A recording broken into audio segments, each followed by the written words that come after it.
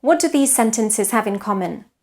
Well, apparently not much, but they do have something in common, which is that they have the same duration. How is it possible? If the first one has 3 words and the second one has 5 words, well, in English, what marks the rhythm in a sentence is not the number of syllables or words, but the number of stresses. In contrast, in Spanish, the more syllables a sentence has, the longer it's going to be, because what marks the rhythm is the number of syllables. So in English, these 2 sentences have the same duration. Do you want to try? Have some wine. John would have told me. If you notice, the time between these 2 beats that I produced with my hands is the same in both sentences.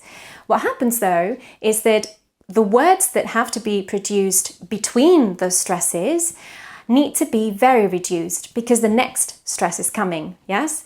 So this is the reason why many words in English are reduced. And sometimes Spanish speakers tend to struggle with this when we listen to native English speakers. Do you?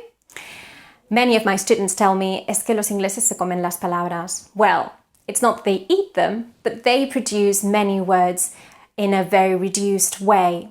So if you want to know more about rhythm and you want to speak English better as well as perceive the language better, this is your course. We'll have plenty of practice with sentences, texts, poems and limericks, which are going to help us acquire a better rhythm in English. So you can sign up right now.